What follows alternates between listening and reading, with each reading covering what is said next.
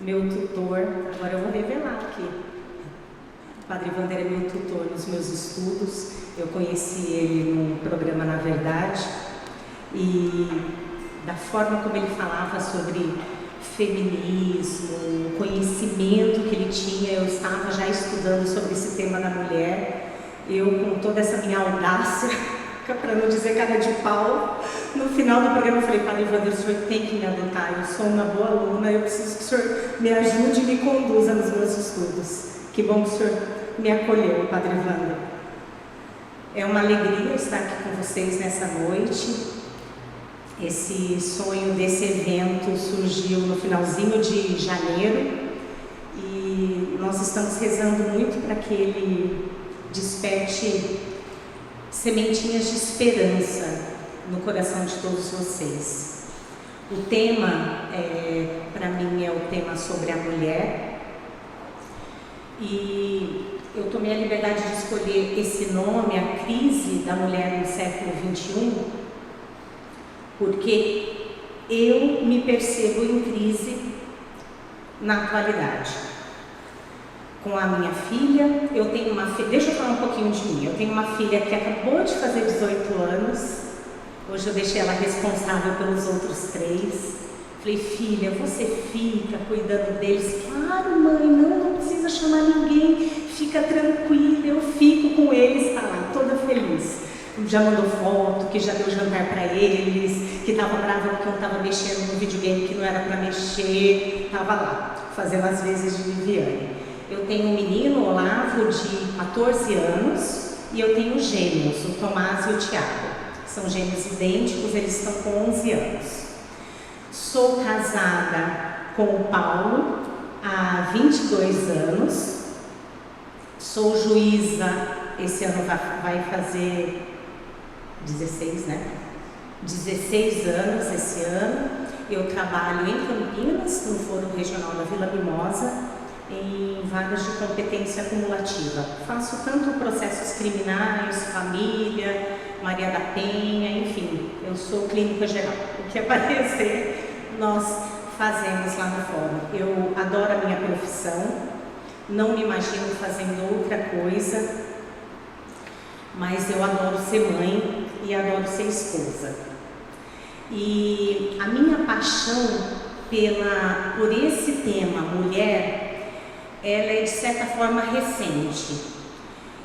Por conta da profissão e dessa questão do STF querer legislar sobre permissão do aborto, eu comecei a ser convidada para falar sobre essa ação de descumprimento de preceito fundamental que está no STF.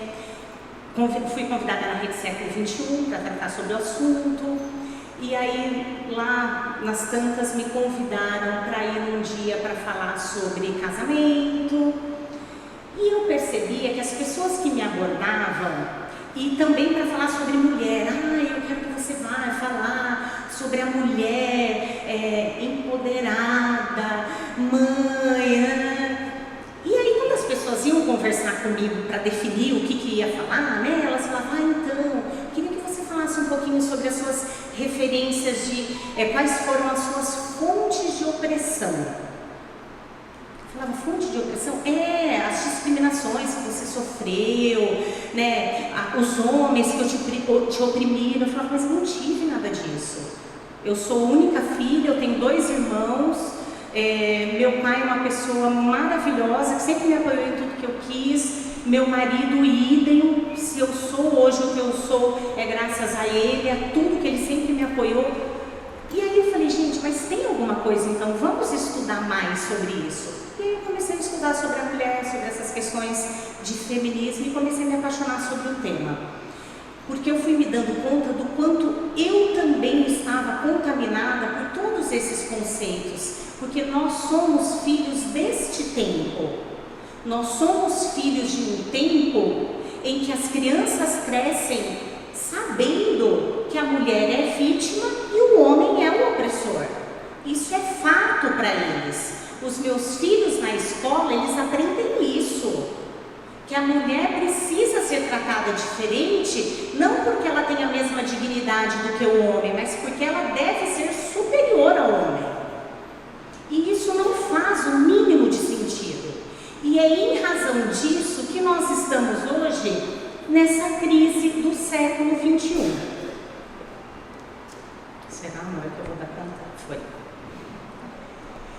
Que crise é essa? Quando nós tratamos de crise, o ser humano, a depender da situação em que ele vive, das fases por que ele passa, ele vive, todos nós vivemos momentos de crise. Crise profissional, crise no casamento, crise com os filhos, crise por problemas familiares. É um estado de desorientação. No caso específico da mulher, é uma crise histórica. É uma crise que vem se acentuando. Começou com o movimento sufragista, nós vamos falar um pouquinho mais para frente, mas com a revolução sexual foi implantada uma crise no universo feminino.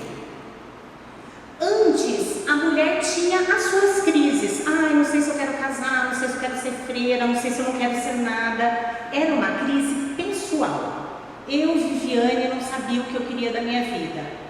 Mas eu não tinha dúvida do que era ser mulher, porque as minhas tias sabiam que era mulher, porque as minhas avós sabiam, a minha mãe sabia, a minha professora sabia, a moça da quitanda sabia, a moça que trabalhava em... Todos sabiam o que é ser mulher.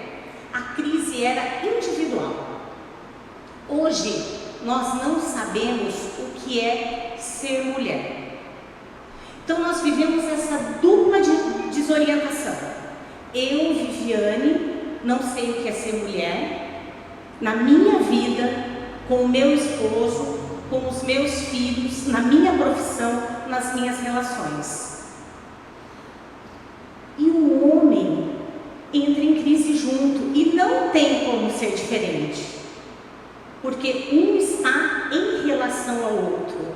O homem não sabe qual é a posição dele com relação à mulher. A mulher está em crise consigo mesma, a mulher está em crise com todas as outras que são seus pares, as outras mulheres que por sua vez também estão em crise, e o homem não sabe mais como se relacionar com essa mulher. Desde meados do século XX, nós nos perguntamos por nós mesmas. Mas não havia dúvida sobre o que era ser mulher. Essa crise envolve diretamente o homem. E essa falta de clareza leva a questionar o que é ser homem relativamente à mulher.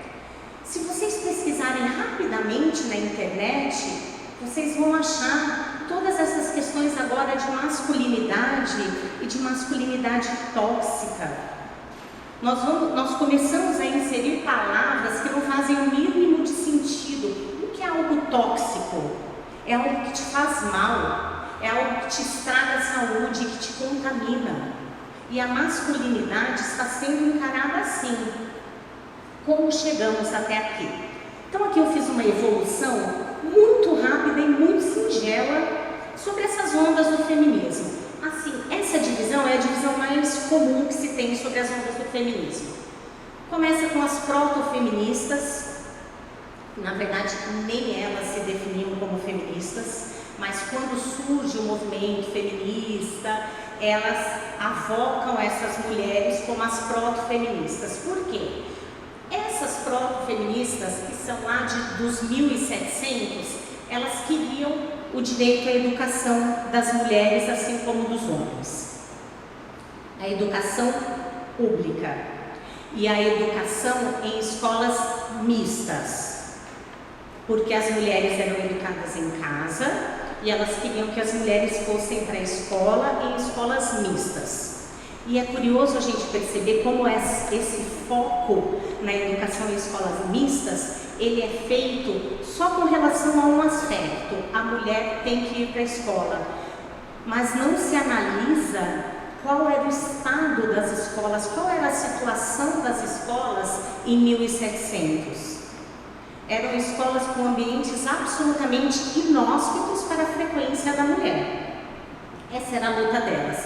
E é curioso que uma delas, a Mary Wollstonecraft, ela defendia que as mulheres frequentassem a escola para que elas parassem de ser fúteis, parassem de ficar em rodas de mulheres em suas casas, falando sobre moda, falando sobre futilidades, que elas deveriam ir para a escola para aprenderem a ser mais virtuosas, para que elas fossem melhor esposas.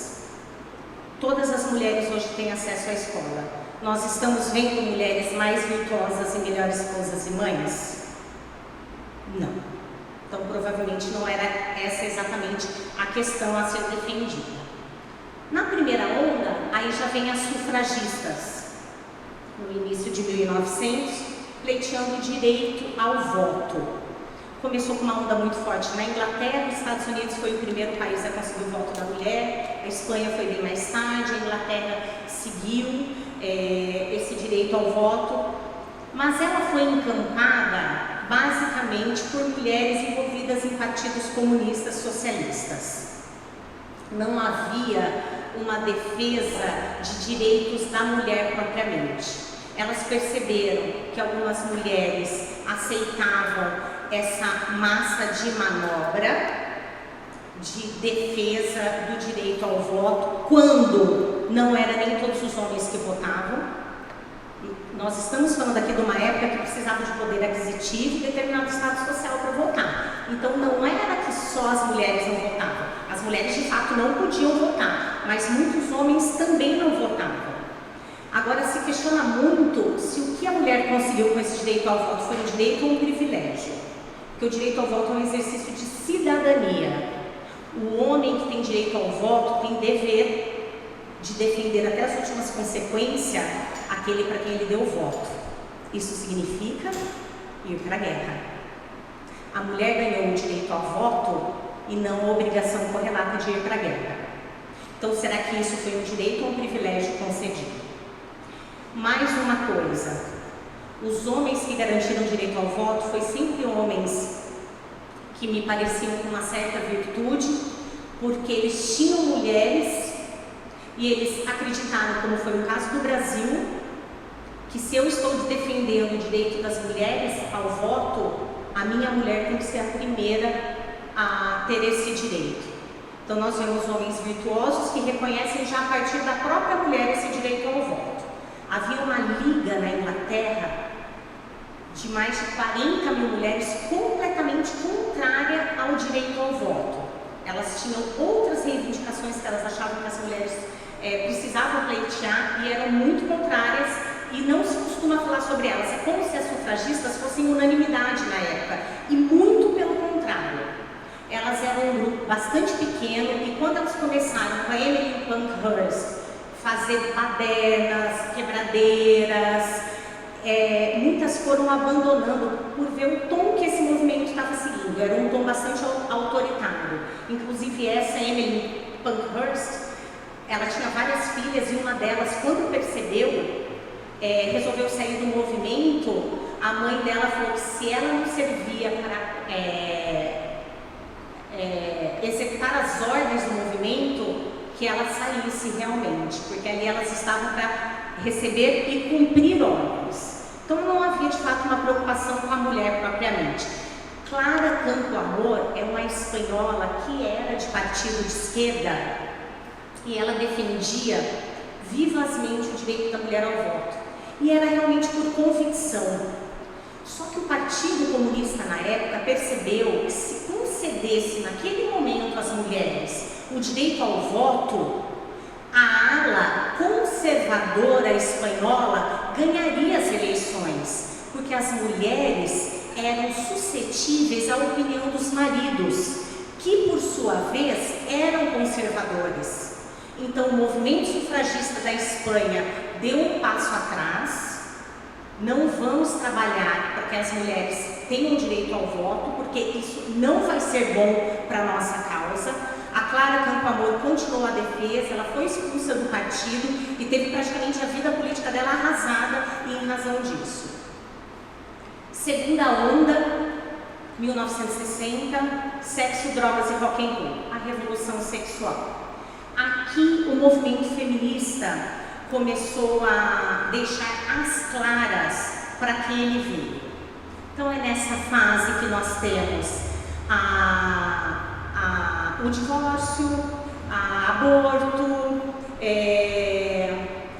acho que na outra planilha eu tenho um outro quadro que eu falo, são 4 coisas muito importantes da revolução sexual. E nós hoje colhemos os efeitos deletérios da revolução sexual, que vendeu que a mulher deveria, aqui é Simone de Beauvoir, não se nasce mulher, torna-se mulher. Uma das afirmações dela que me chama muita atenção é que ela dizia que a mulher não pode ter a opção de ser mãe e ficar em casa, porque se ela tiver essa opção, ela vai escolher isso.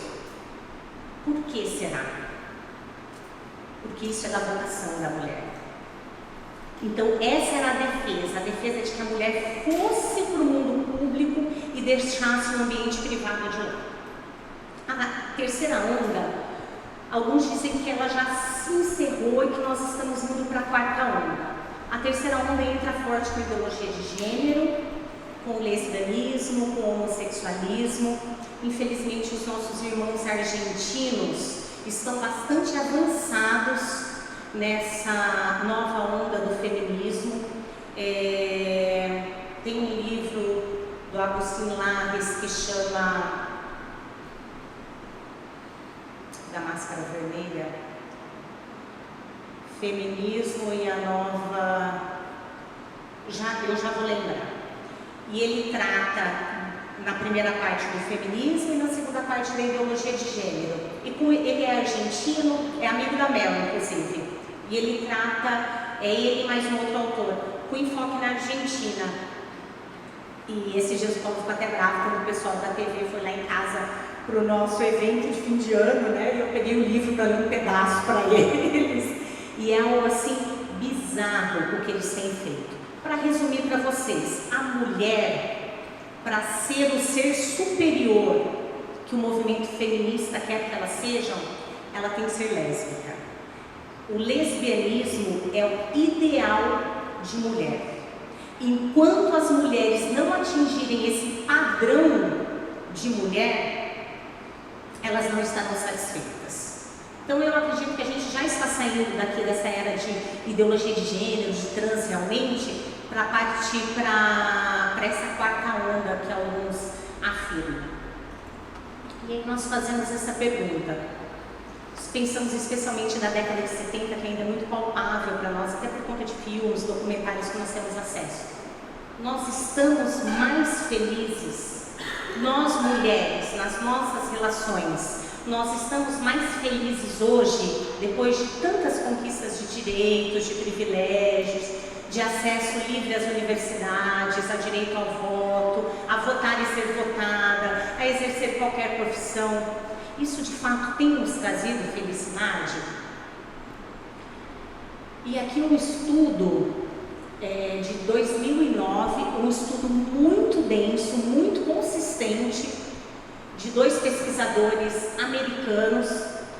Eles mediram o índice de sensação de felicidade da pessoa, de 1972 até 2009.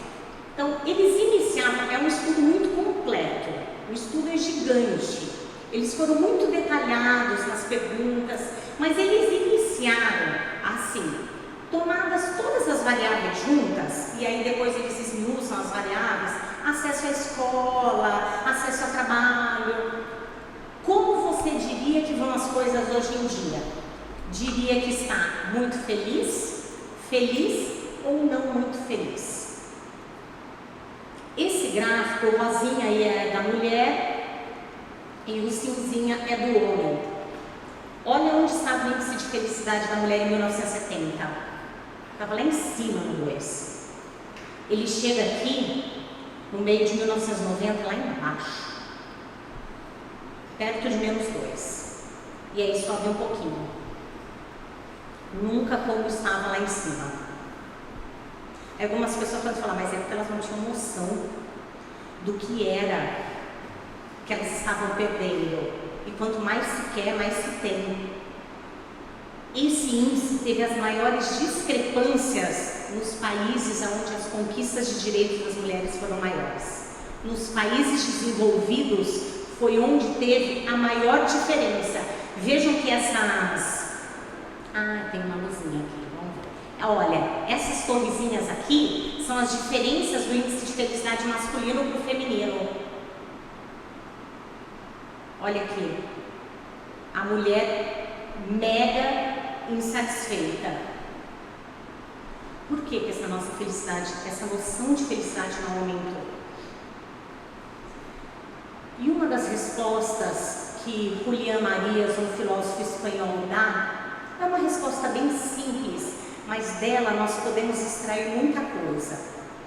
A mulher foi seduzida por esse movimento e também não podemos deixar de falar por muitos homens pouco virtuosos, usados como exemplo em situações específicas de mulheres com casamentos falidos, que são todas as feministas, Betty Friedan, Simone de Beauvoir, a biografia de todas elas. Se você ler um resuminho na Wikipedia, você vai ver.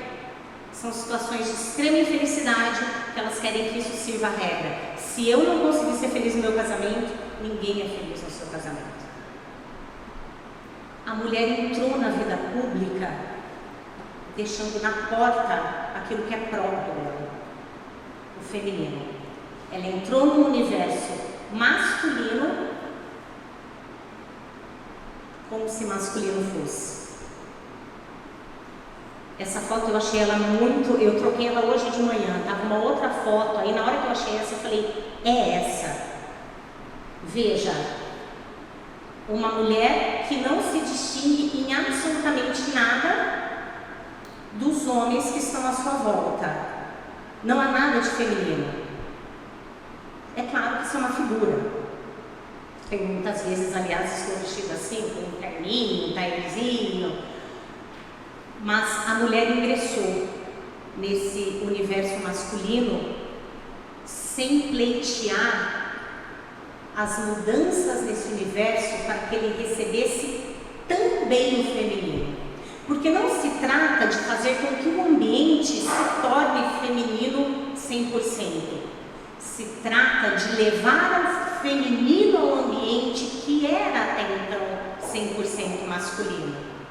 As grandes conquistas foram feitas por homens. A vida pública, que é a vida para fora de casa, ela era feita pelos homens.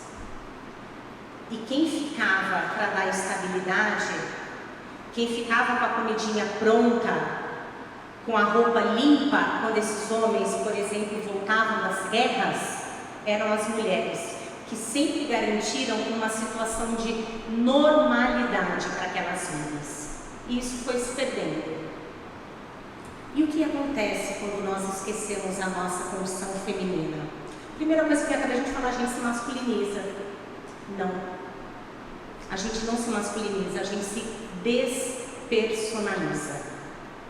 Porque a mulher só é mulher enquanto sendo feminina. A mulher jamais vai poder se masculinizar. Existe o ser humano em duas formas de humano, o homem e a mulher. E a perda do feminino leva à despersonalização. O ser pessoa apenas se realiza sob uma dessas duas formas, homem ou mulher. E eu gostaria que vocês gravassem muito essa frase aqui. Não há ser humano neutro. Não há ambiente neutro. Há ambiente masculino, ambiente feminino. Há espaço para o masculino e espaço para o feminino. Não existe ser humano neutro. Existe ser humano homem e ser humano mulher. O ser humano é todo homem ou toda mulher. Eu não posso dizer assim, eu sou mulher, mas lá no fórum eu sou neutra.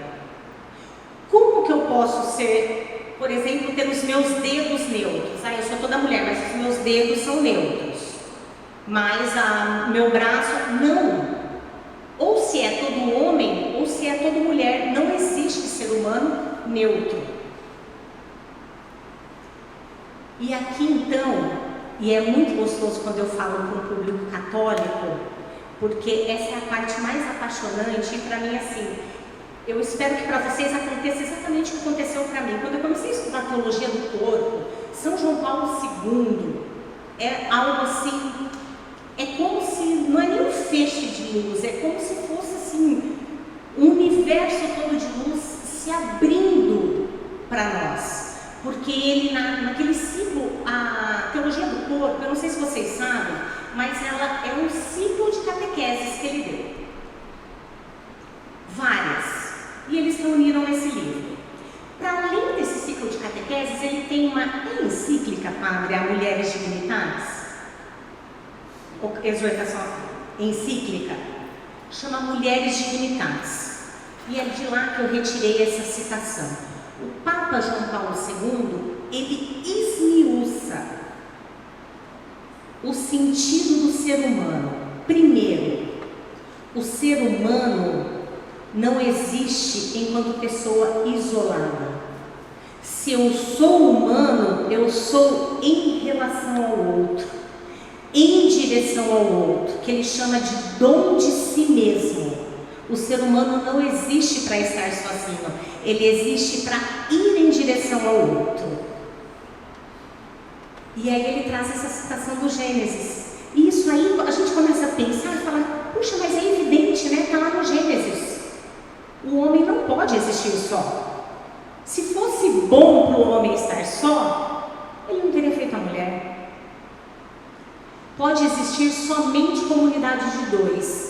E, portanto, em relação a uma outra pessoa. E aí, no capítulo seguinte do Gênesis, nós recordamos que no momento que houve o pecado original, Eva desobedeceu, comeu do fruto proibido, deu para Adão, e Deus entra no jardim. E Adão faz o quê? Escuta os passos e se esconde porque ele vê que ele está nu. E então Deus dá-lhe uma sentença para o homem e para a mulher. Então ele diz para a mulher que ela vai ter as dores do parto, e ele diz para ela: ele te dominará. Essa frase de Deus foi após o pecado original, como uma consequência do pecado original. Isso não era querido por Deus desde toda a eternidade. Isso foi uma escolha dos nossos primeiros pais, e cujas consequências estão gravadas na nossa alma até hoje. Por que eu coloquei essa mulher aqui, essa empoderada? Preste atenção nessa frase. Ele te dominará. O homem te dominará. Vocês percebem que é uma relação de poder?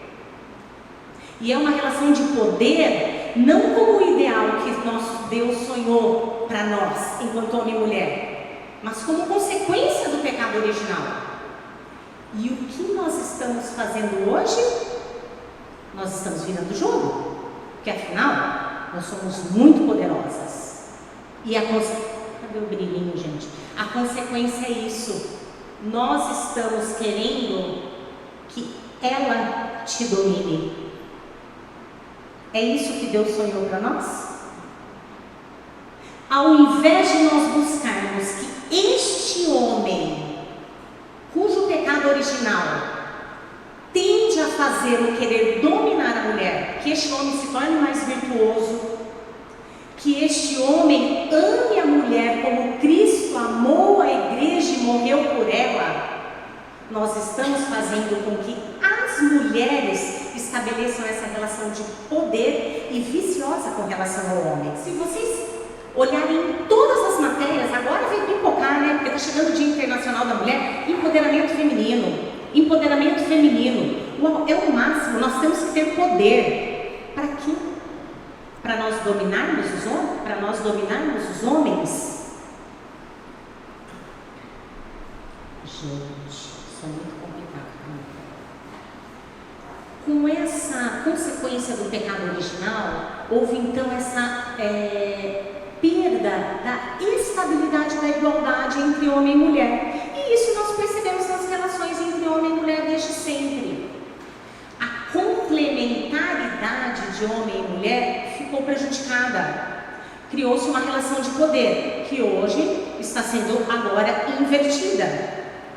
Eu estava vindo com o Paulo, nós moramos em Campinas, então a gente veio na estrada, rezamos o terço, aí depois falei, você leu o jornal hoje? Não, ele estava dirigindo, falei, então vou ler as notícias. E aí tinha um artigo de uma jornalista da Gazeta do Povo, e ela dizia que está chegando o Dia Internacional da Mulher, e eu quero falar na defesa dos homens. Eu falei, opa, me interessa, deixa eu ler o que é. E ela falou que ela estava conversando, né, no jornal, com um dos jornalistas lá, e ele estava falando, eu nunca sei o que eu devo falar com uma mulher no Dia Internacional da Mulher. Porque eu tenho medo de falar, ai, parabéns pelo seu dia. Ela fala, que ridículo. Para que eu preciso de um dia só para mim? Porque o Dia da Mulher é 365 dias no ano. Ou então eu tenho medo de simplesmente ignorar, e ela fala, machista. E é isso. Os homens não sabem mais como lidar com a gente. Se abre a porta do carro, é machista. Se faz não sei o que, é macho opressor. Eles não sabem. Eles estão completamente perdidos. Justamente porque nós perdemos essa estabilidade lá no pecado original e nós estamos tentando nos tornar os machos viciados que alguns deles eram. Porque o que o movimento feminista faz na sua gênese é pegar situações pontuais de minorias e fazer com que isso seja regra. Eles querem que a exceção se torne a regra, mas a exceção apenas confirma a regra. E hoje eu tenho que sentar muitas vezes, a minha filha já está, acho que bem esclarecida com relação a isso, mas ela traz às vezes comentários de Instagram de meninas cujos pais são maravilhosos, cresceram juntas, pequenininhas, nós conhecemos os pais. Sabe aquele pai que de fim de semana leva para passear de bicicleta, que sentava para fazer junto lição, e as meninas não hashtag ele não. Meu corpo, minhas regras. Porque eu não sei quem é macho opressor. Eu falava, gente, essa menina não sabe o que ela está falando. O pai dela é uma graça. Então o modelo que eu vivo na minha casa sequer está sendo o suficiente. Tamanha doutrinação que vocês estão fazendo, tanto nas escolas quanto na mídia. Por isso a importância disso aqui e de nós replicarmos esse esclarecimento. Porque a regra da nossa sociedade ocidental, porque a sociedade oriental, a sociedade muçulmana, ela tem regras próprias, que eu desconheço em absoluto, que eu sei o que está na mídia, e nós sabemos sim o quanto a mulher é massacrada e ainda é tratada como objeto. Mas aqui no Ocidente, a nossa realidade passa muito longe de tudo isso que elas querem pintar. Então nós somos católicos, nós estamos aqui neste templo, com o nosso Senhor ali no cantinho, nos observando. E aí eu pergunto para vocês, quem tem que ser a fonte da nossa inspiração? Se por uma mulher entrou o pecado no mundo, por uma mulher entrou a salvação. E é esse o convite que eu venho fazer a vocês. Nossa Senhora tem que estar presente nas nossas vidas, na vida das nossas meninas, na vida das nossas moças, porque é ela. Nossa Senhora não é brega, Nossa Senhora não é careta. Nossa Senhora é quem vai nos libertar dessa tirania que nós estamos vivendo. Quem é ela? É a Theotokos, é a Mãe de Deus, a concretização do sonho de Deus para a mulher. Papa João Paulo II escreve que Maria é o novo princípio da dignidade e da vocação da mulher, de todas e de cada uma delas. Nosso Senhor Jesus Cristo levou a mulher a uma dignidade jamais vista. Se teve alguém que foi um revolucionário em relações sociais, foi nosso Senhor Jesus Cristo. A igreja ser acusada indevidamente de ser machista, de oprimir a mulher, é algo que eu imagino que deve fazer muito sofrer o coração de nosso Senhor, porque é uma mentira deslavada. As nossas mulheres foram educadas em conventos. Nós temos santas desde a Idade Média que tiveram educação de primeira, que foram garantidas por religiosos. Nós temos diversas delas que sequer são lembradas, porque o que se quer é denegrir a imagem da igreja.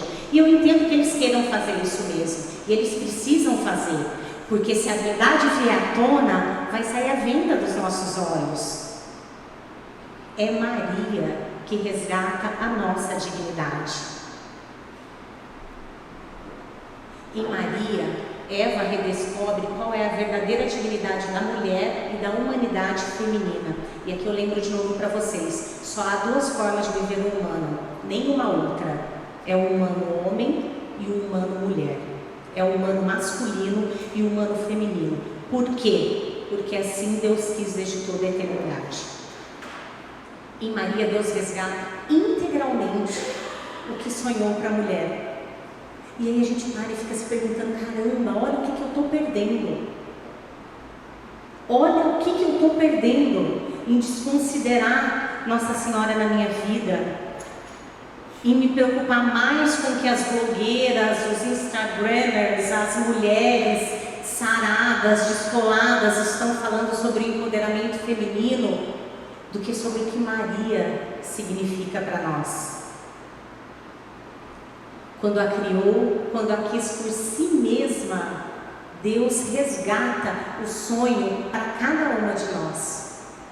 E aí nós nos perguntamos, tudo bem, eu já entendi, mas que dignidade é essa? O que é que Deus espera de nós? Com o que Ele sonhou para nós desde toda a eternidade? Já vou antecipar para vocês que são duas coisas. E fica fácil da gente associar, porque as duas começam com M, e eu acho que é para fazer uma correlação com Maria, né? Matrimônio e maternidade. O que Deus sonhou para nós mulheres desde toda a eternidade é o doar-se ao outro incondicionalmente. E é nesse espaço do matrimônio e da maternidade que nós realizamos isso. Mas e as mulheres que resolvem não se casar? Elas se doam. As mulheres que são de fé, que têm em Nossa Senhora a referência de dignidade, elas resolvem não se casar, mas elas se doam. O casamento delas é feito no coração com Nosso Senhor e a maternidade delas é vivida na doação aos outros. Há muitas leigas que vivem hoje assim, com milhares de filhos espalhados e casadas com Cristo e com a sua igreja. Há muitas religiosas que vivem assim também. A aliança que Deus estabeleceu com o gênero humano mediante a maternidade da Mãe de Deus. Nós percebemos desde o início da história da humanidade que Deus ele não desistiu de nós, né? Nós azedamos tudo, houve o pecado original e Ele vem sempre buscando alianças conosco, sempre buscando alianças, e ela se revela na sua plenitude através de uma menina que tinha sido consagrada, que não iria se casar, que vivia no templo, e para quem o anjo Gabriel aparece. Essa menina cheia de dignidade é que resgata para nós o sonho de Deus. Não fosse a maternidade de Maria, estaria rompida a nossa aliança com Deus. E Maria, nós temos que refletir um pedacinho dela, por onde nós formos.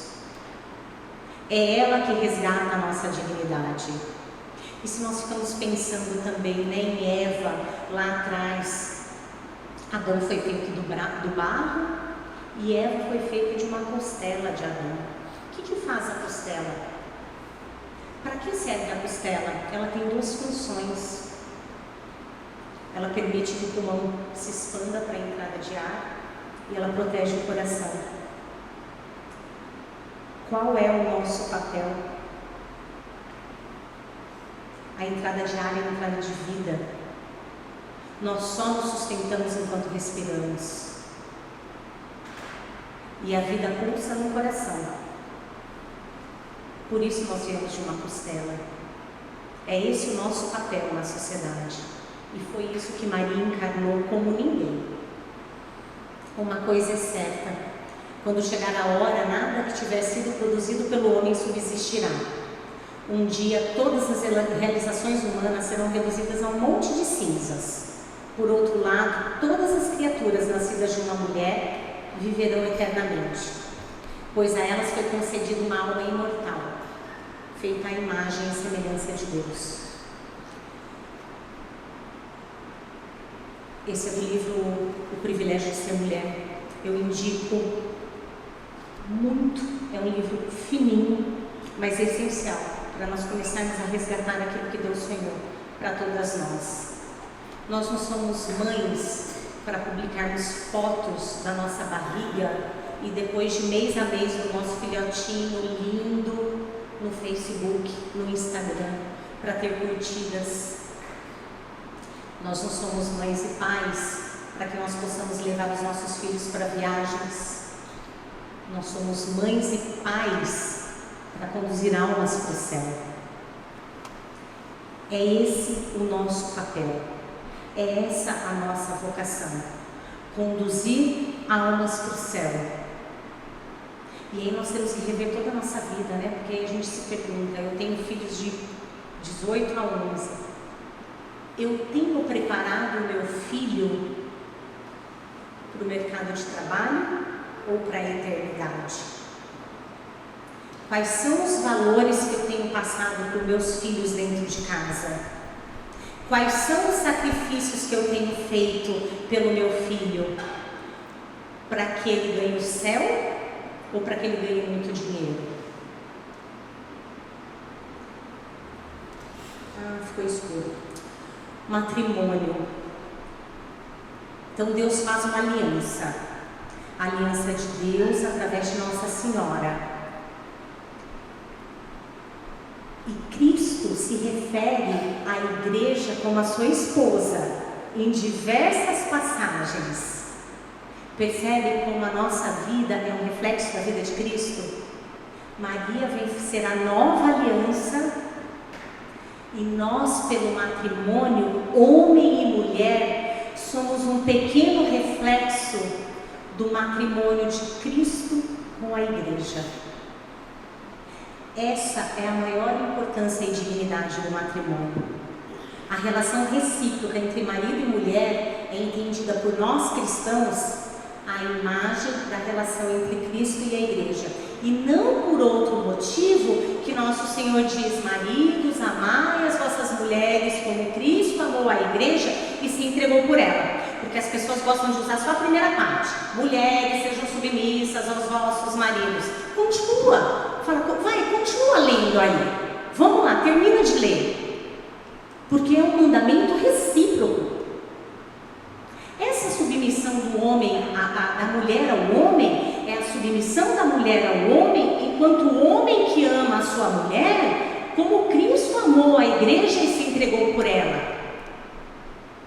É uma obediência servil de alguém que lidera servilmente também. Vocês percebem como as coisas estão todas deturpadas e invertidas? O que nós temos que trabalhar? Homens e mulheres virtuosos. Porque um homem virtuoso, uma mulher virtuosa vão saber o seu lugar. Um homem virtuoso vai permitir que a mulher conduza a cabecinha dele para onde ela quer. Vocês não acham estranho quando colocam a mulher como esse sexo frágil? É que tem homens aqui. Se tivessem só mulheres, aí a gente ia fazer assim um bate-papo mais intenso, que a gente ia poder olhar no olho e falar: vai, sinceramente, A gente sabe bem como mexer a cabecinha deles. Gente, a nossa fragilidade é física. Quando nós nos lembramos de nossas avós, de nossas tias, de mulheres que muitas vezes aos trancos e barrancos honraram aquele casamento e muitas vezes com muita dificuldade e com uma força que os filhos vieram a saber das dificuldades só quando eram adultos. A mulher estava lá com aquele sorriso, com aquele senso de dignidade e de dever que devia ser cumprido, e isso dava felicidade para ela, porque essa é a nossa vocação. Isso completa. E aí eu já caminho para o final. Eu quero que vocês saibam, nós vemos muitas vezes assim, quem começa a entender um pouquinho esse papel da mulher, às vezes a gente pode cair nesse perigo de falar, a mulher tem que ser assim, então, né? A mulher só usa rosa, a mulher tem que falar assim, toda delicadinha, e o homem tem que ser... Gente, a questão não é essa, porque cada um é um ser único. Cada um é um ser único. E homem e mulher se completam. É na dinâmica da tua casa que vocês vão ver qual que é o papel de cada um. Só que infelizmente nós mulheres hoje, eu sou da década de 70, finalzinho de 70, eu tenho que repensar, porque e a minha família é uma família católica.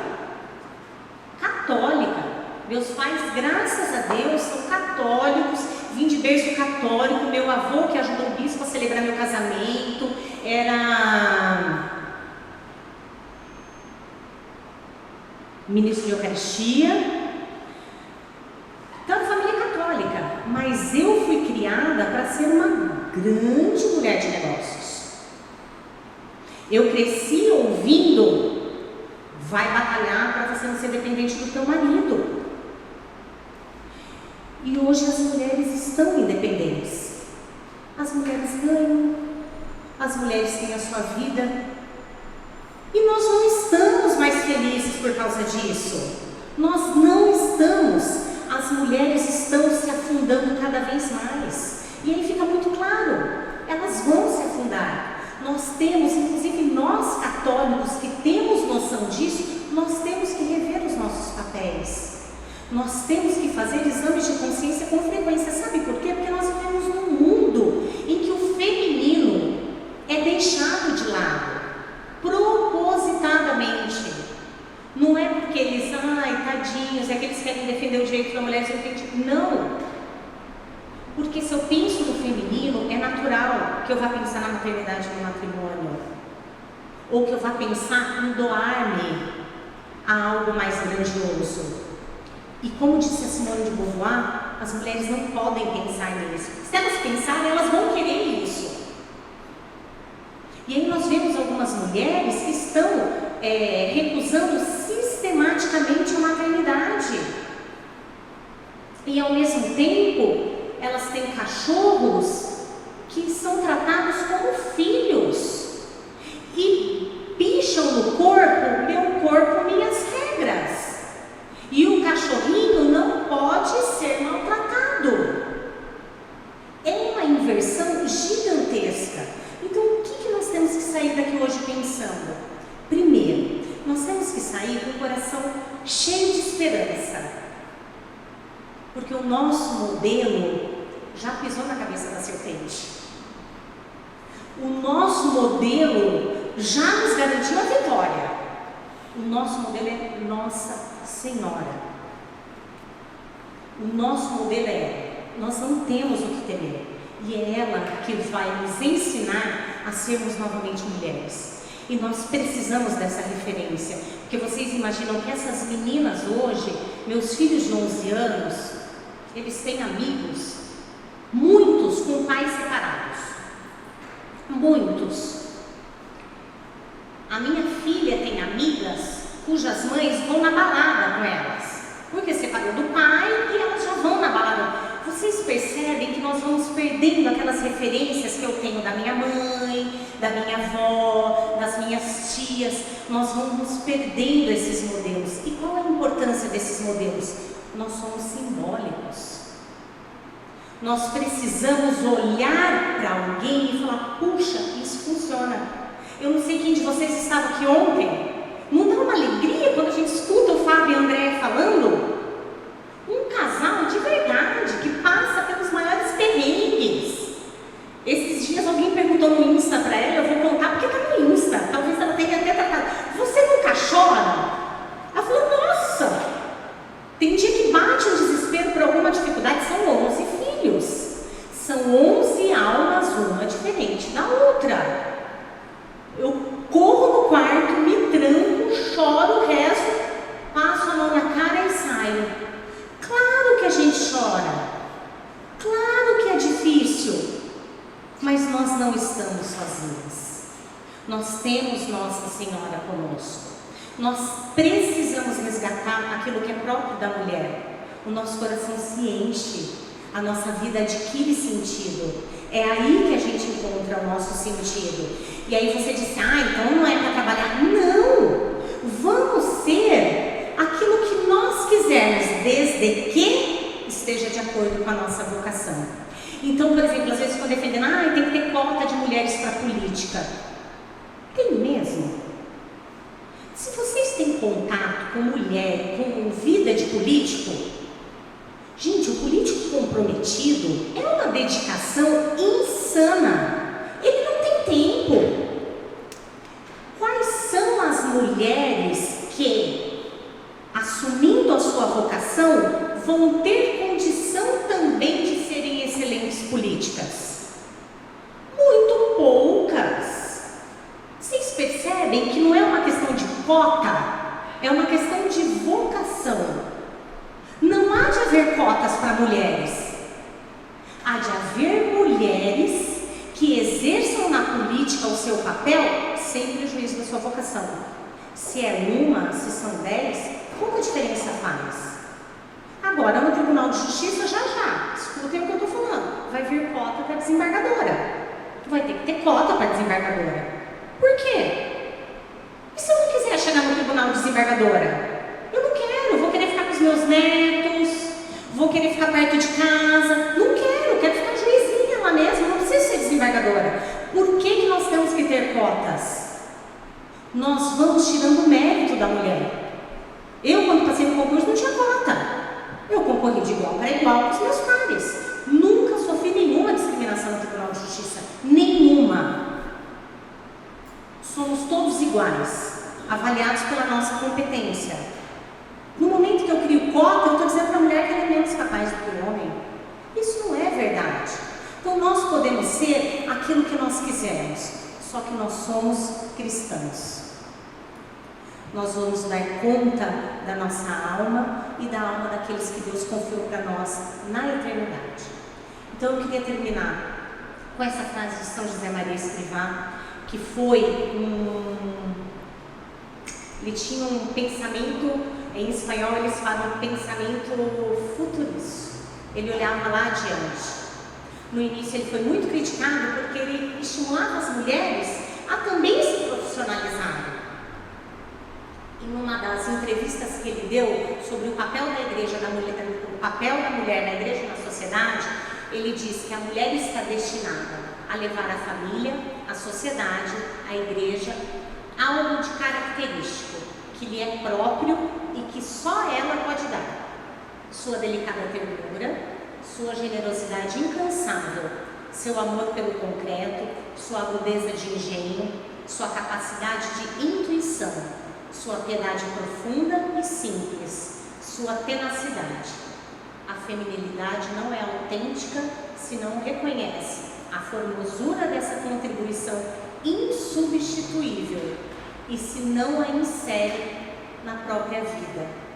Então eu desejo a todas vocês mulheres, a todos vocês homens que também estão em crise por conta dessa crise da mulher, que nós sejamos capazes de descobrir essa nossa contribuição insubstituível. e de fazer um exame de consciência pensando qual é o valor de eternidade que eu tenho dado para a minha vida, para a minha vocação e para o meu chamado. Era essa a mensagem que eu queria deixar para vocês. Muito obrigada. Sim, tem perguntas?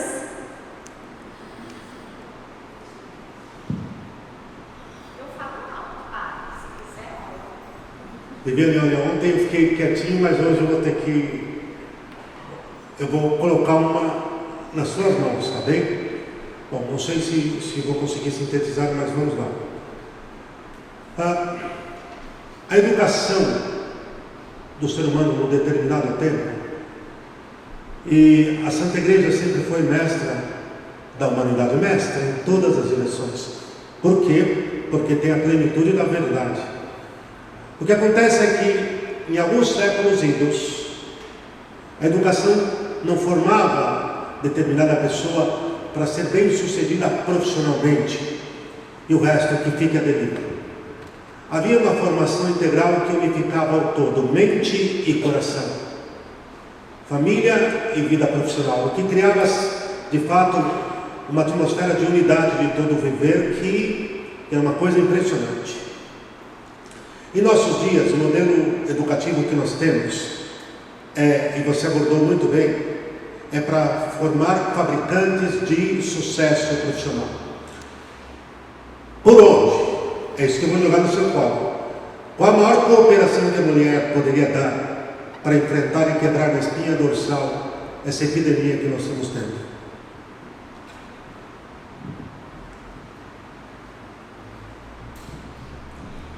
Eu vou falar da minha experiência em casa. É o que nós estamos tentando fazer em casa.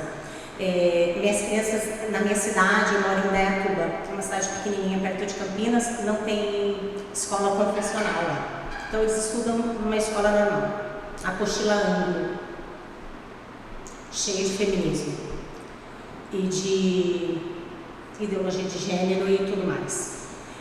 O que nós buscamos fazer, a mulher, é da vocação dela. Quem que ensinou Jesus a falar? Quem que ensinou Jesus a andar?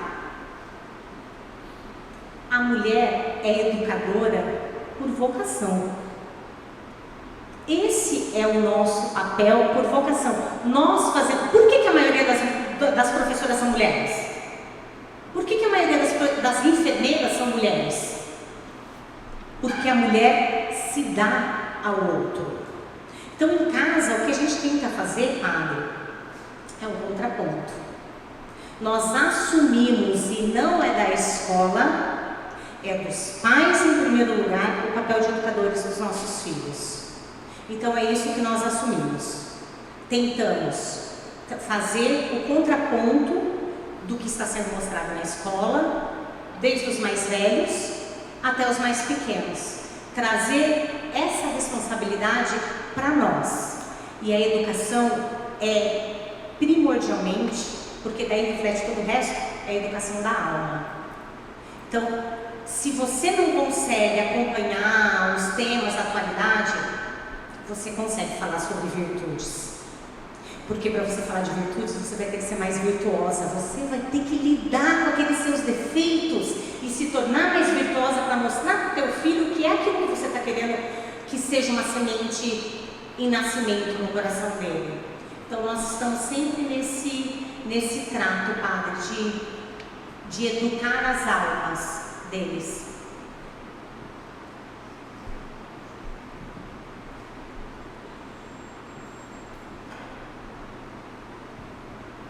Olá, eu queria fazer uma contribuição.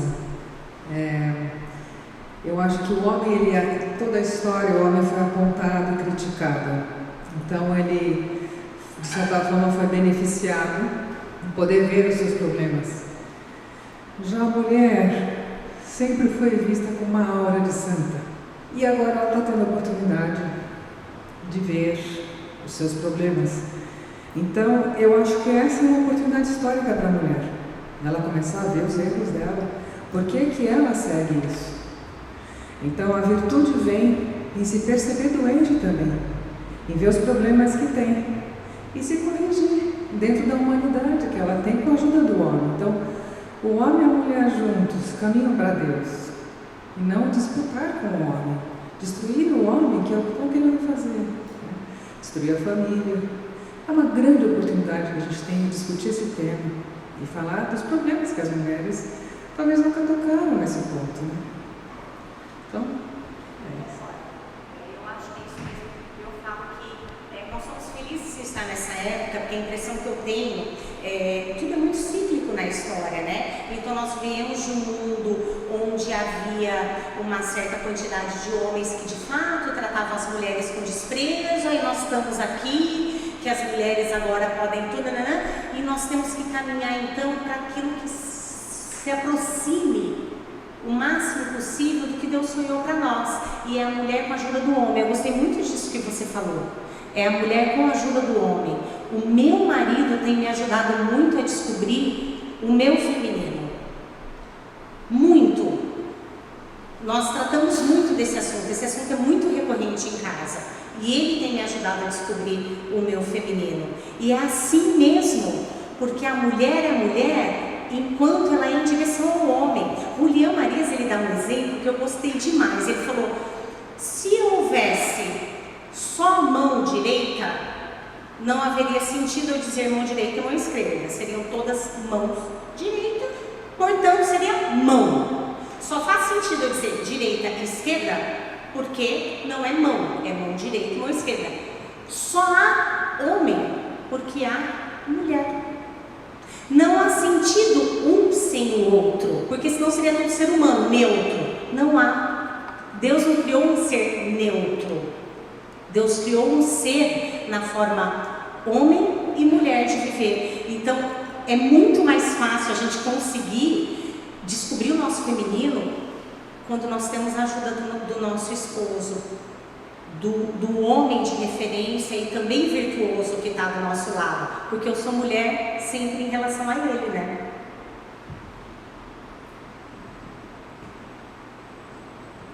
Bom, primeiro eu quero agradecer pela oportunidade de poder ouvir algo tão profundo e a partir daí poder fazer uma reflexão, porque a gente ouve muita coisa por aí, mas poucas coisas nos fazem refletir, ir para casa refletindo com uma profundidade tão grande. Aproveitando o que você falou agora por último, como de forma prática, concreta, a partir da sua experiência como mãe, como esposa, o homem pode ajudar a mulher a ser mulher e que de forma, nas coisas pequenas do dia a dia, desde do namoro, do noivado, do casamento, da criação dos filhos, da educação dos filhos, a mulher pode ajudar o homem a ser homem. Só um detalhe, porque a gente percebe que às vezes a gente fala muito da mulher, mas eu acho que também às vezes seria muito rico se a gente tivesse essa oportunidade mesmo, né, de poder ouvir esse outro lado do homem, né?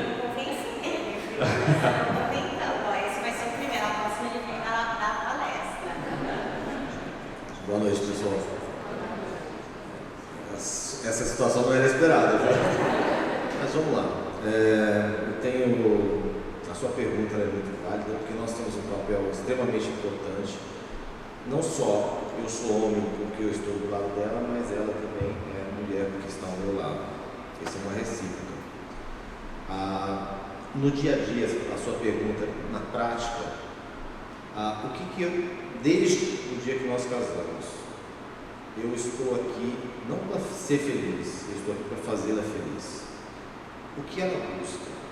O que ela está querendo? Está de encontro também com a nossa vocação. Porque ela falou da mulher tem vocação, da mãe, do pai. O pai, nós também temos uma vocação. Então isso está casado. Então, assim, todos os anseios que ela tem, que ela busca, eu, de alguma forma, eu vou proporcioná-lo. Eu tenho que fazer, eu tenho que preocupar, eu tenho que sair de mim e fazer que ela encontre essa felicidade. Eu não posso dar a felicidade para ela vai encontrar essa felicidade, mas eu tenho que proporcionar isso. Então, quando nós casamos, ela estava fazendo faculdade ainda, e ela tinha aquele sonho de crescer, E eu nunca quis competir com ela. Eu disse, não, nós dois podemos crescer juntos. Então assim, é esse crescer juntos. Então, essa é a prática, o dia a dia. Sempre um olhando para o outro. Se eu olhar para ela, se eu proporcionar isso para ela, esse crescimento dela, e ela fizer o mesmo para mim, nós dois vamos crescer. Eu acho que é interessante, porque às vezes as pessoas pensam assim, mas e aí, o que cabe ao homem e o que cabe à mulher dentro da casa? É o casal que define. Né? Lá em casa, a gente se vira bem, né, amor? Ele faz um monte de coisa que eu não gosto, eu faço um monte de coisa que ele não gosta, e a casa vai seguindo muito bem. Não é aquele negócio, homem não lava louça, isso daí é obrigação da mulher. Mulher não troca o chuveiro. Bom, eu não troco mesmo, mas vai que alguma mulher troca. Né? Troca a lâmpada. Não, por quê? Porque você está olhando para o outro. Então, esses papéis muito dentro da caixinha, isso era muito comum antigamente, né? E aí, quando as mulheres hoje pensam em voltar ao feminino, falar, mas vai ser isso? Não. Porque se eu estou olhando de frente para ele e ele está olhando para mim, nós vamos ver qual é a necessidade de cada um em cada momento ali dentro da casa. Para ele, por exemplo, quando as crianças estavam com cólica, era ele. Morro de dó de falar isso, mas eu não tinha jeito, eu só rezava, pedia para tirar aquela dor e passar para mim. Era o que eu fazia. Ele tinha um jeitinho de pegar e ele ficava lá, ficava e passava a cólica no bichinho. Tinha um jeitinho de sair de pegar. Porque ele já tinha tido experiência também com a sobrinha dele, que ele ajudou a cuidar. Ele sofreu muito, na verdade, na minha mãe, né, amor? Porque quando a gente casou, eu tinha 20 anos. Tinha acabado de fazer 20 anos. Ele é 11 anos mais velho, apesar de não parecer. E nós nos vimos 3 vezes antes de casar. A terceira vez já foi para casar. Ele morava na Alemanha e eu morava em Campo Grande. Então, assim, o nosso casamento tinha tudo para dar errado. Tudo. Não tinha internet na nossa época, então nós namoramos por carta e por telefone e por fax, né, amor? Carta, telefone e fax. Mas eu conhecia muito a família dele e a família dele conhecia bastante a minha família. Mas eu me lembro que, por exemplo, eu não era feminista de meu corpo, minhas regras. Mas eu fui formada, sim, nessa cultura do feminismo. E eu tinha dificuldade de usar o sobrenome foi a primeira vez que eu fui para terapia. Porque eu mandei uma carta para minha mãe e eu só coloquei Viviane Dourado Berton.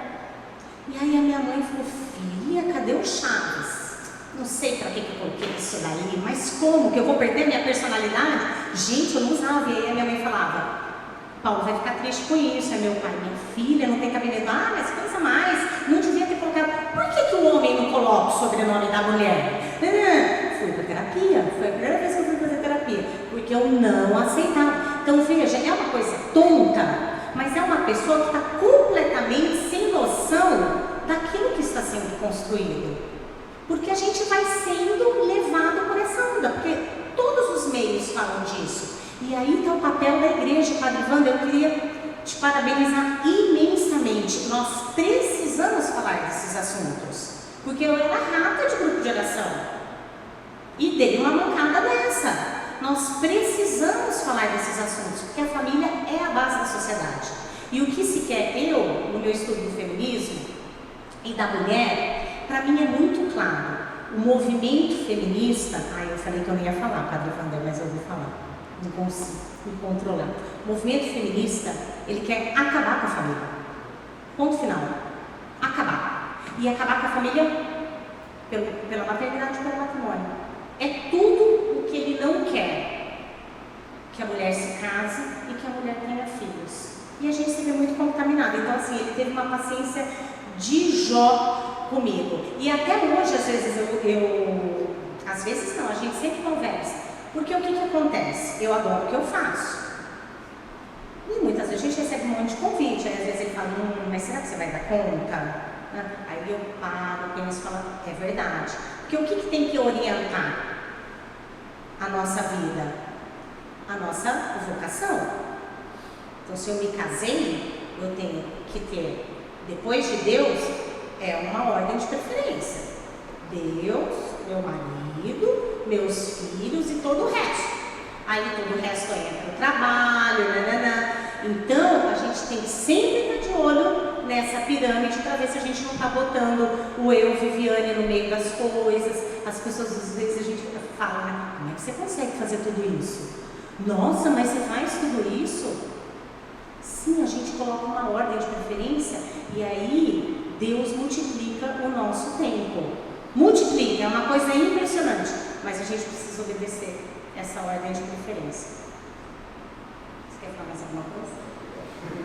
Aí você quer aqui.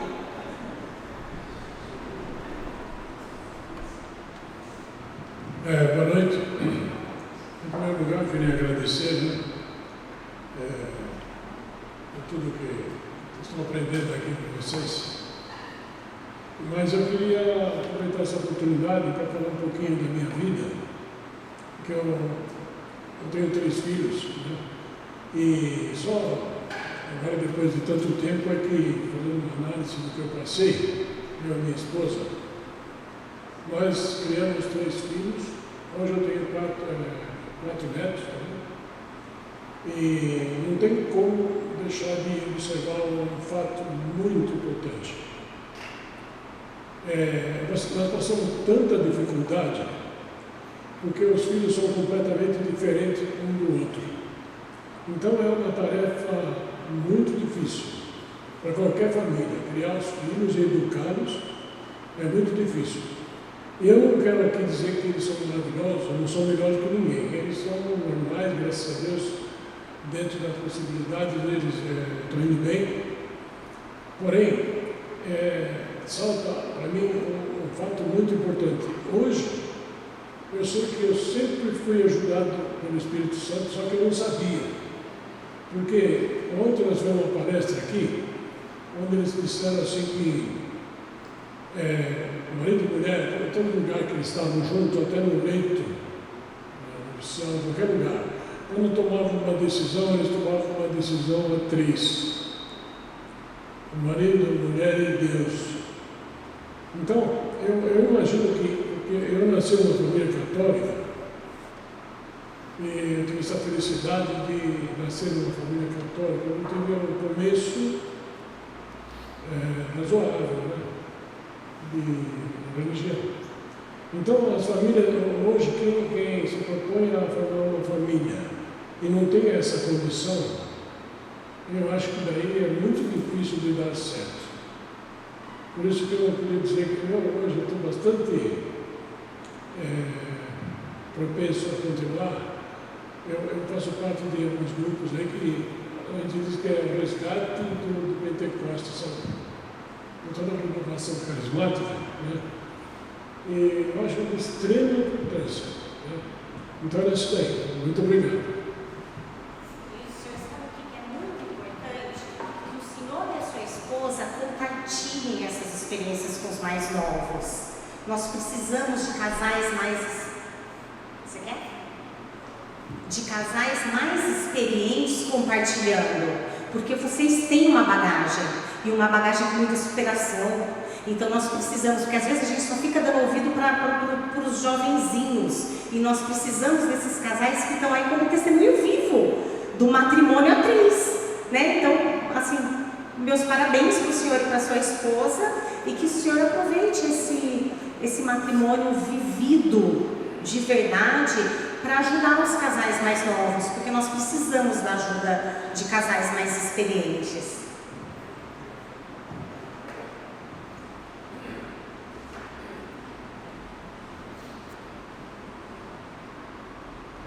Na mídia, a gente ouve muito as mulheres falando: eu sou dona do meu corpo, faço o que eu quero, se eu quiser fazer aborto eu faço, se eu quiser usar roupa decotada eu uso, se eu quiser usar mini saia, né, shortinho curto, eu faço o que eu quero da minha vida. O que a senhora acha?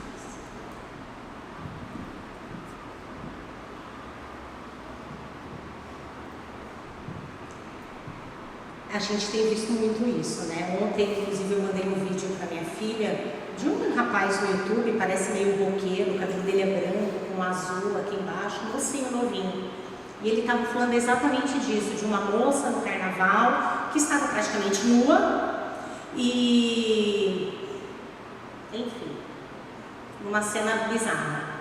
E essa mesma moça tinha, meses antes, dado uma declaração na Folha de que os homens precisavam olhar para ela para além do físico dela. E esse rapaz estava falando, mas como assim? Você não mostra nada para além do físico? Você quer que nós olhemos o quê? Então é esse descompasso que nós vivemos. O homem está perdendo a sua condição de homem. Ele está se comportando como um bicho. Nós seguimos os nossos instintos. Foge da dor, busca o prazer. Foge da dor, busca o prazer. Nós estamos esquecendo a nossa condição de humano homem e de humano mulher. Então, assim, isso é muito recorrente. Eu sinto muito, inclusive, por toda essa abordagem de violência doméstica. As pessoas se chocam muito quando eu falo. Talvez vocês não saibam, mas em números absolutos, a quantidade de homens vítimas de violência doméstica no Brasil é quase o dobro da quantidade de mulheres. Vocês sabiam disso? Pois é. Meu irmão esses dias falou, como assim? Você tem esses dados? Eu falei, estou te mandando. Dados do INPEA, dados oficiais do governo. Porque no Brasil há 50 mil mortos. Dos 50 mil, 4 mil são mulheres. O resto é tudo homens. Por que essa histeria de que a mulher está morrendo e sendo exterminada? 45 mil homens morrem por ano no Brasil. E em violência doméstica, os homens quase são o dobro do número de mulheres. Só que eles não têm uma delegacia de homens. Eles não têm. Estão sendo feitos dados agora de coleta por Facebook, por entrevistas, mas há ainda muita, aí sim, discriminação do homem que sofre violência. Tem um vídeo, inclusive, que eu acho que até o SBT replicou, de um homem nos Estados Unidos. É uma cena de um casal, eu não sei se vocês viram. No primeiro momento, eles estão discutindo e ele começa a agredir a mulher. Empurra, meio que joga ela no portão. Nossa, as pessoas se levantam e vão e puxam ele. Isso aí, em defesa da mulher, ok. Na outra cena, é essa mulher agredindo ele. As pessoas estão lá comendo lanche, elas continuam comendo lanche, dando risada, uma comentando com a outra. É assim que o homem se sente. E nós sabemos do que nós mulheres somos capazes em matéria de violência psicológica. Eu estou errada? Nós sabemos. Nós não temos violência física, nós temos uma violência que é muito mais delicada e refinada. Nós temos a violência psicológica. Eu vejo isso no fórum todos os dias, infelizmente. Semana passada uma mulher foi presa porque não pagava alimentos. E isso está sendo muito recorrente. As mulheres estão deixando seus filhos para os homens cuidarem. E isso é muito triste. Porque nada no mundo substitui uma relação da mãe com o filho. Nada.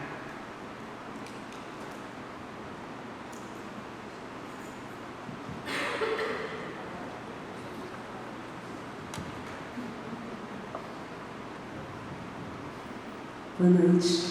É muito gostoso ouvir tudo isso, porque traz uma complementariedade ao nosso coração, né? Até me emocionei em escutar que a vocação da mulher é o matrimônio e a maternidade, e isso hoje é abominável. Eu também fui criada para ser uma mulher livre, independente, para não depender do marido em nada. E isso refletiu muito no meu matrimônio durante muitos anos, mas foi superado.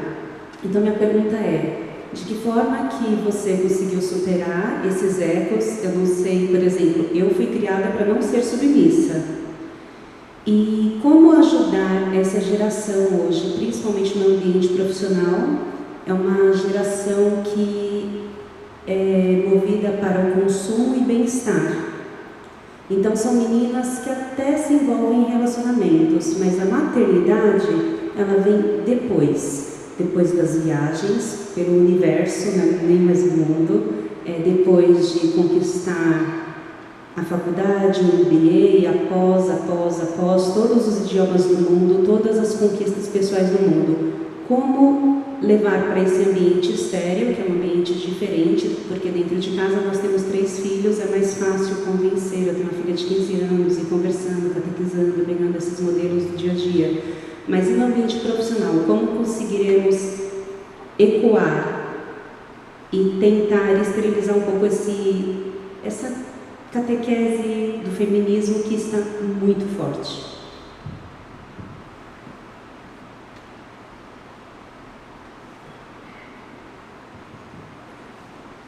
Eu acho que eu não tenho a resposta. Eu estou tentando descobrir ainda, na verdade. Porque num primeiro momento, assim, o meu ódio ao feminismo é gigante. A Vander sabe, né? É assim, a vontade de gritar para os 4 ventos, não caiam nessa falácia. Só que se a gente bate de frente, há meninas que estão tão contaminadas por isso, que se você já chega falando mal, ela já fecha os ouvidos. Então, é difícil a gente ter uma abrangência em larga escala. Tem que ser realmente naquele ambiente, mas restrito. E aí, começando por uma relação de amizade. Você se mostra um pouquinho, surgiu uma oportunidade, você comenta alguma coisa. Por exemplo, eu trabalho com algumas pessoas que têm alguma mentalidade diferente. Então, no momento em que surgiu, não sei se vocês acompanharam, uma sentença de uma juíza de Franca que foi contra o movimento feminista, e deu um bafafá. Gleisi Hoffmann comentou, que se solidarizava com a outra parte lá, enfim. E essa juíza é minha amiga.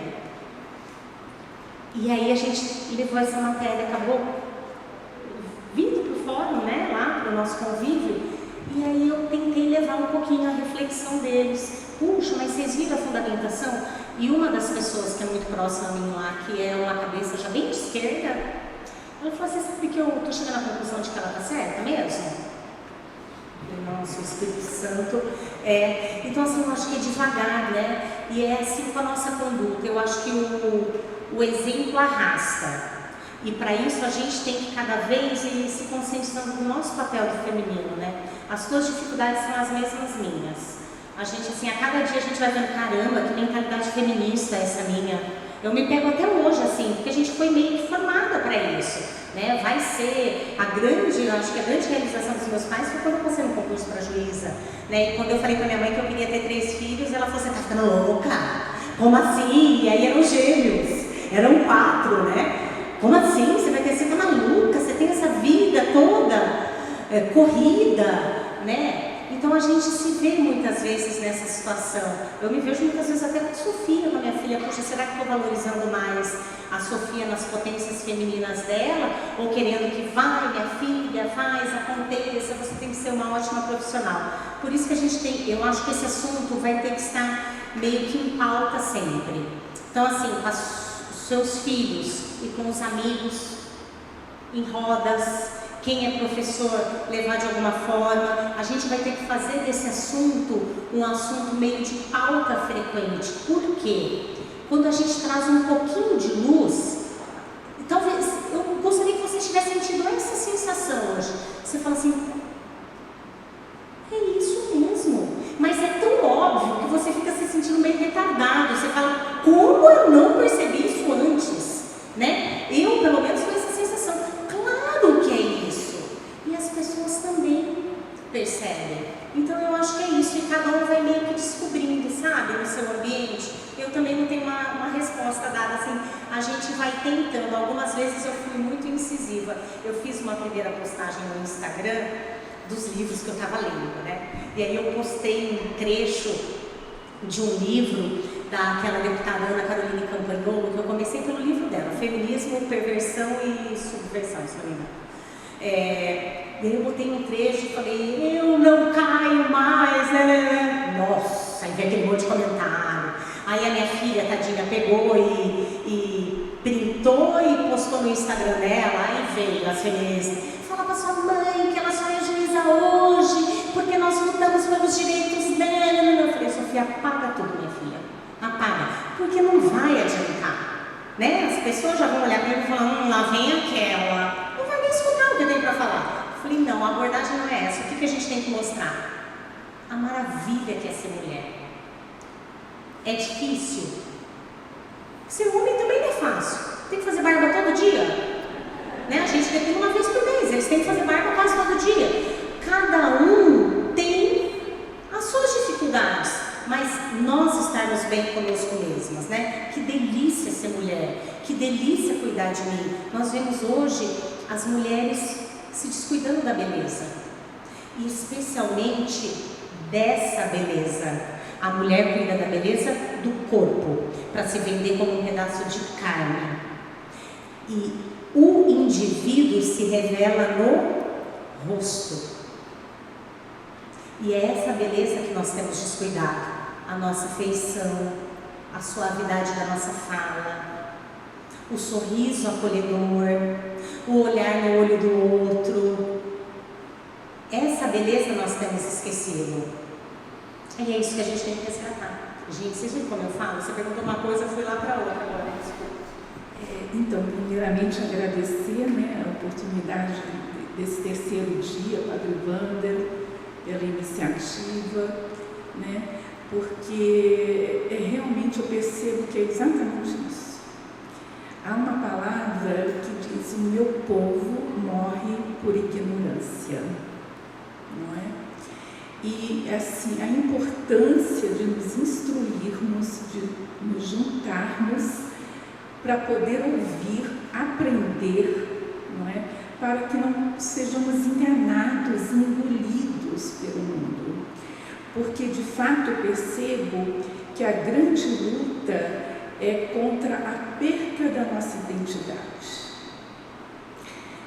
No momento em que a nossa identidade é abafada, em que perdemos isso, qualquer coisa que dizem para nós somos. Não é verdade? Qualquer coisa. Se eu não sei quem eu sou, você pode me dizer que eu sou um gato, que eu sou um cavalo, qualquer coisa assim. Então, esse é o grande perigo que eu vejo hoje nas escolas, nas crianças, com as nossas filhas mais novas, minhas sobrinhas, não é? Eu vejo quanto elas são afetadas na sua identidade. E isso é terrível. Hoje a gente vê isso em todas as partes. A Europa hoje, ela está perdida numa grande crise de identidade, né? Porque se ela não sabe mais que ela é cristã, ela vai ser muçulmana, sim. Vai ser muçulmana, sim, não é? Então eu quero aqui agradecer, né, essa oportunidade da gente não morrer tanto pela ignorância. Agradecer a você e as outras moças que aqui estiveram, que foi assim uma grande ajuda, com certeza, para todos. Ela que manda, né? Não, mas sim, é uma provocação. Você citou, né, a Escritura falando da submissão da mulher ao marido, que tem a missão de amá-la como Jesus amou a igreja, ou seja, morrer por ela. Então, como você ajuda ele a morrer por você? Como é que a mulher pode ajudar o seu marido a querer dar a vida por ela?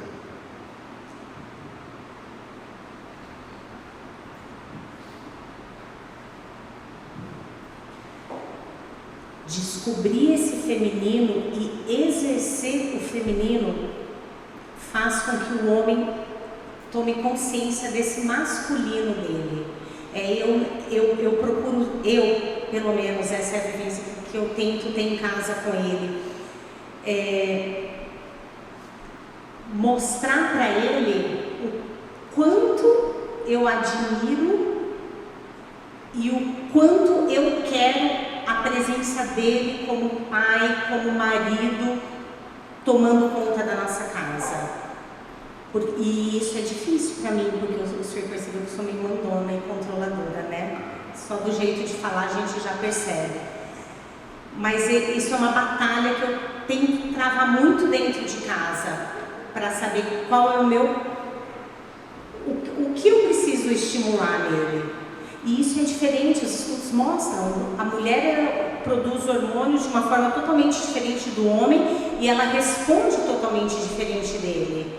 Então é esse cuidado, chegou cansado, hoje não está querendo muita gente dentro de casa, hoje só quer ficar nós dois, não gostei dessa tua companhia, não gostei do jeito que você falou com tal pessoa. Eu acho que é esse cuidado, porque da mesma forma que nós percebemos a abordagem de mulheres, por exemplo, no nosso dia a dia, que a gente percebe que está com uma abordagem inadequada, o homem também percebe muitas vezes, né? Olha, desse jeito que você falou, você pode ter pode ser mal interpretada, e aí a mulher que ela já se acha que é dona de si, mas você está sendo machista, quer dizer que eu não posso falar do jeito que eu quero, não posso ser do jeito...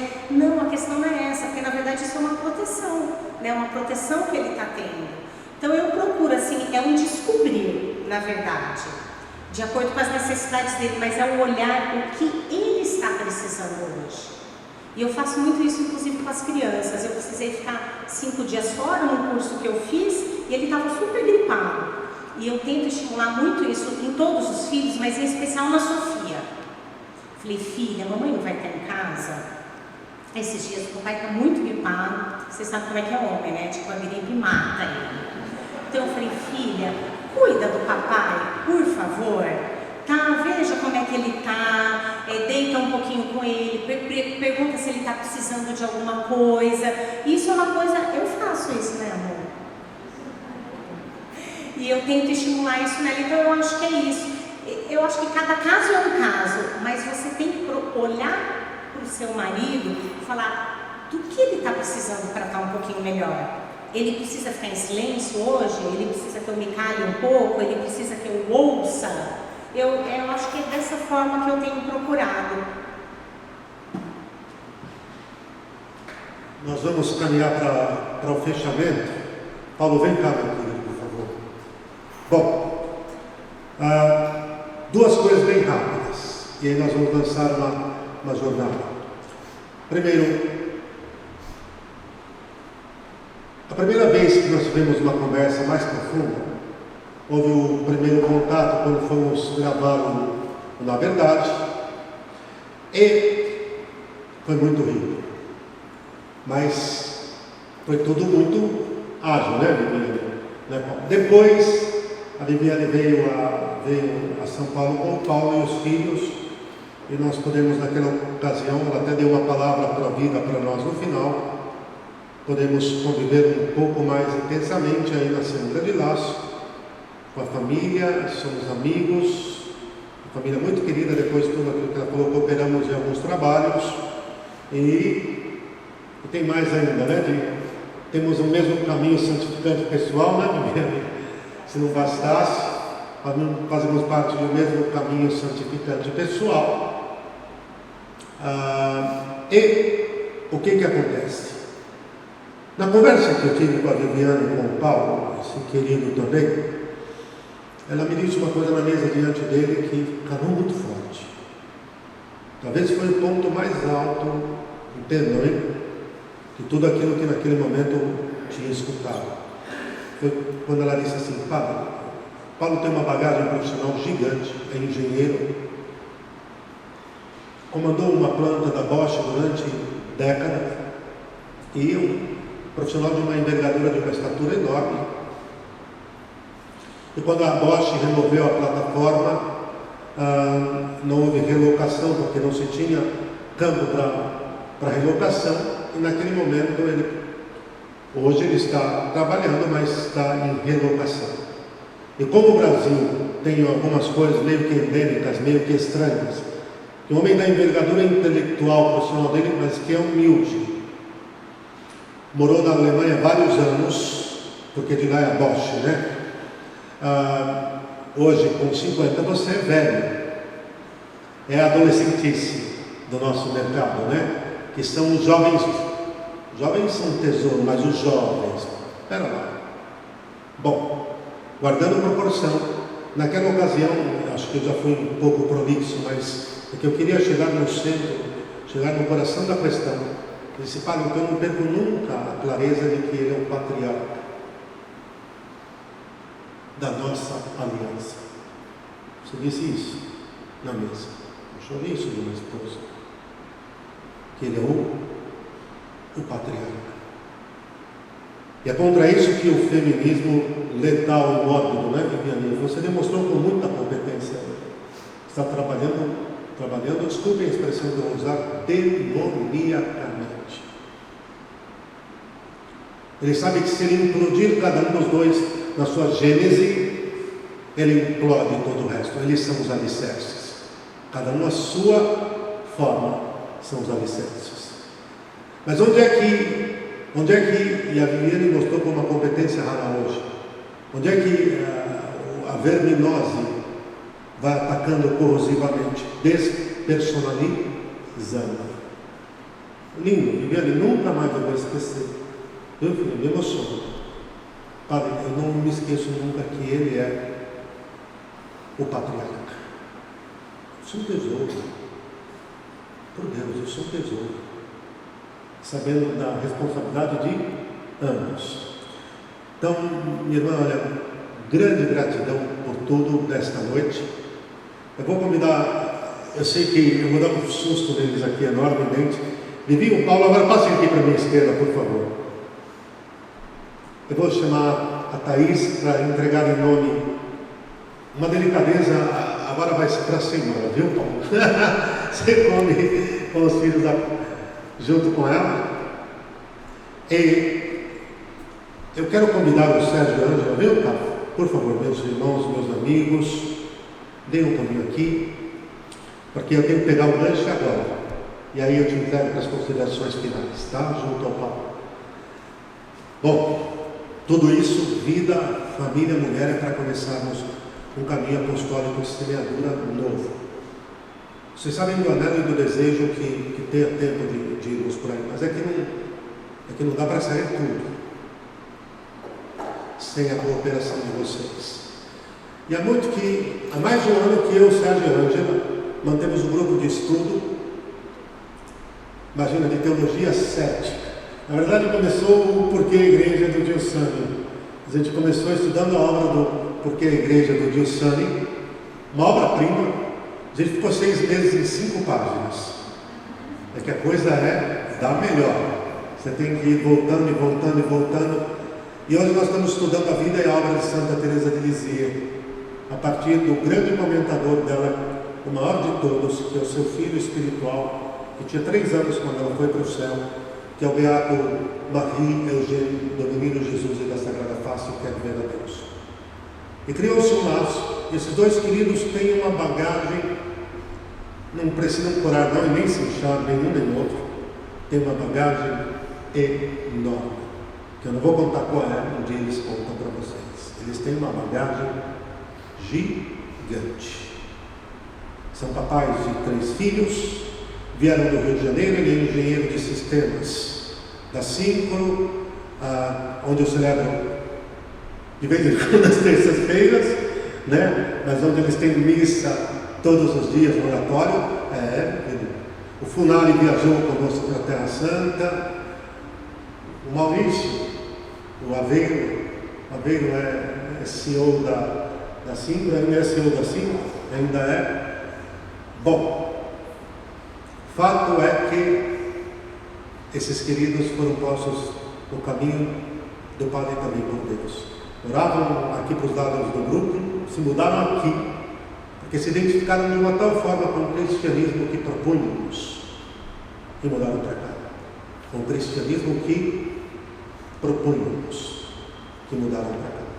Nós estamos lançando um embrião, aguardem os próximos capítulos, muito próximos de um trabalho com as famílias. Como vai ser? Bem simples, nós vamos trabalhar os casais, alguns temas muito sólidos em doutrina, mas muito enraizados na existência, que nós não queremos gnose nenhuma, né? Muito enraizados na conversão da existência, a partir daquilo que foi proposto. Viviane, você e o Paulo, nós contamos com vocês em outras jornadas. viu? E acho que esse tríduo foi maravilhoso. Hoje tivemos metade dos 2 primeiros dias, tivemos 120 participantes. Sexta-feira dá para compreender, hoje somos em torno de 70. Mas dá para compreender como é que é isso, não? Quizá os próximos já aprendemos, fazemos de terça a quinta. Saímos da segunda e saímos da sexta. A moldura é a segunda. Na segunda ninguém quer nada porque está começando a semana. E na sexta ninguém quer nada porque está terminando a semana. Então se foge desta moldura mais tranquilamente. A gente vai fazer uma convocatória nos fins de semana com preenchimento de lista de quem gostaria. Agora sim, a chamada é para casais. Entendam com maior respeito, cada um é único, casais casados na igreja. Tá? Não podemos fragilizar, não vamos abrir um flanco. Os outros casos são ovelhas cuidadas individualmente. Tá bem? Não podemos abrir um flanco. Eu entrego então vocês querem dizer alguma coisa? Sérgio, Ana, uma palavra brevíssima, depois eu falar um montão. Só reforçando mesmo, né? Isso que o padre colocou, e a proposta é bem essa, né? É a fé muito concreta no dia a dia, a fé servindo para a nossa vida, porque para que adianta a fé se ela não serve para a minha vida? Né? Essa é uma pergunta que precisa ficar, não calar no nosso coração. Para que serve a fé se para a minha vida eu não é útil, não tem utilidade? Né? Então a gente vai trabalhar muito isso, essa coisa no chão. Fé e vida, concretamente. Essa é a proposta. A isso um grande santo da igreja chamou de unidade de vida. Homens e mulheres de uma peça só. Em adoração, na Santa Missa, nos consultórios e nas cátedras e no lazer, nós não somos muitos, nós somos um, somente um. E eu já convido para o seminário de vida no Espírito Santo, que vai acontecer daqui para frente, também, nosso filho me pediu, ele vai distribuir o material, também uma experiência com o Senhor que sempre vale a pena. Viviane e Paulo, considerações finais com vocês, agradecemos muito ao Guto e a Ju, pessoal da século XXI, queridos, daqui a pouquinho nós estamos lá de novo fazendo, na verdade, mais uma vez por mês eu gravo 2 eclésias, de uma paulada só lá com o Rodolfo. Mas estamos voltando. Considerações finais, a gente reza uma Ave Maria, uma bênção, encerrando, e vamos para a última foto, a foto desta noite. Eu queria agradecer, Padre, a oportunidade de estar aqui com vocês. Muito obrigado. Pode contar comigo para qualquer serviço que eu puder contribuir, crescimento das famílias, mostrar um pouquinho do nosso dia a dia, como que a gente, como seres humanos normais, que sofrem, que estão alegres, e que na presença de Deus a gente está junto e crescendo. Obrigado, Padre. Queria agradecer a todos vocês por estarem aqui nesta sexta-feira. Padre, obrigada. Foi um sonho que saiu daquele almoço, né? Eu trouxe essa flor que eu gostaria de entregar para cada uma de vocês, mas como isso não é possível, eu gostaria de homenagear uma mãe e uma mulher. Ela é mãe, ela é mulher, ela é esposa, e ela representa muito bem essa mulher que nós dissemos hoje aqui. A mulher que é o dom de si mesma em direção ao outro. Eu queria entregar para a Dona Mariana, em homenagem a todas vocês, mulheres que são